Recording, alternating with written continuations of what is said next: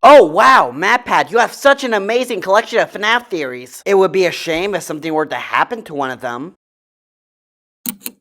There's nothing quite like celebrating the spooky season than debunking a freshly made FNAF theory. This one being about the 10th anniversary game Into the Pit, based on the short horror story of the same name. So let's debunk this theory and dive right into the pit ourselves. No! Not into the pit!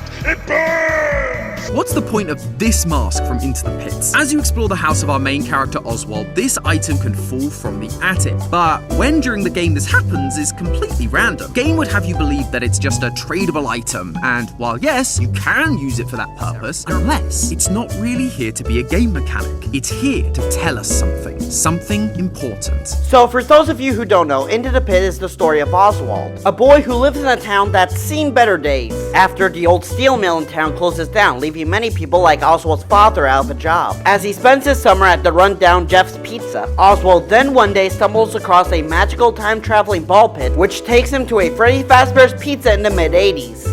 What makes you think I know why? And the more important question everyone's asking is, what does this game tell us about the ever-complicated mess that is FNAF lore? This game is full of references from all across the FNAF universe. Fazbear Fright stories, the games, the graphic novels. GGY has the top score on every game. I mean, technically, if Gregory were a robot. Will you give that thing a rest? Matt mentioned in a previous theory that the original 6 games are about the Afton family. Their lives, their mistakes, their deaths, their resurrections, all of that stuff. This new era of FNAF is about the ripple effects caused by the Afton family. And I believe we're being shown exactly that in Into the Pit. Given their prominence in the game, my first thought was that it must belong to his dad. But when I realized that, there was just one thought running through my head. Is Oswald's dad Freddy Bro? Objection! Aha! I've caught you red-handed yet again, game theorists. You're gonna have to try a lot harder than that to convince me that Oswald's father is the infamous Freddy Bro from the FNAF 4 minigame. However, a mask alone does not a Freddy Bro make. There would obviously need to be other connection. You win this round, Thomas. I see you've learned from your predecessor's mistakes. The game is very explicit that Oswald is traveling back to 1985, but it's never stated what year he starts. But just below that very confusing map is the actually important detail, another calendar. As a Brit, I typically read my calendars as the first day being a Monday and the last day being a Sunday. However, FNAF takes place in the US, and you guys use some weird calendars that start on a Sunday and end on a Saturday. I have no idea how this makes sense to you. Actually, if I can throw in a fun fact about myself here, I also prefer to frame my days of the week this way. Maybe that means I have some hidden Brit in me. Wait, what was I talking about?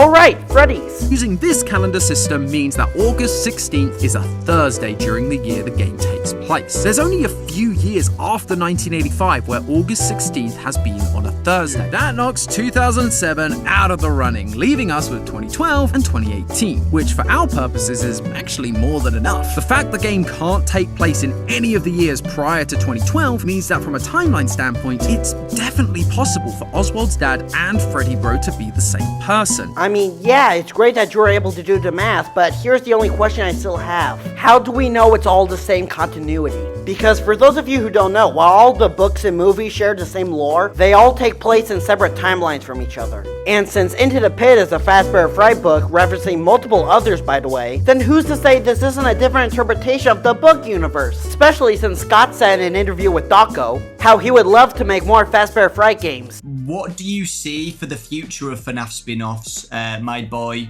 other studios in the future? Oh, it's definitely a possibility. In fact, I'd really like them to start working on Fetch. But to really sell this counterpoint home, let me throw 2 big wrenches into this theory. Number 1 is the layout of the pizzerias themselves, where everything from the arcade to the party hall seems to be on one side of the dining hall. In contrast to that, the FNAF 1 pizzeria seems to have the dining hall in the center, and the FNAF 2 pizzeria has the addition of Kids Cove. And it certainly can't be the FNAF 4 pizzeria, because they only have Spring Bonnie and Freddy on stage. So this Freddy's can't be any important location we already know of. And number 2, we have never once in the main games ever have heard of an incident in 1985. We have been openly told about equally disturbing incidents in 1983 and 1987, but never about anything happening in 1985. So the fact that these other 2 events are so well known about in contrast means there doesn't seem to be a cover-up at Fazbear going on here. Oswald's story just isn't canon to the main games. And since the rest of the theory hinges on this, and how it's about what happened to Foxy Bro's friends after FNAF 4, there you have it then. Why Freddy Bro isn't Oswald's father. As always, thank you for watching and be sure to like and subscribe below. Theory debunked.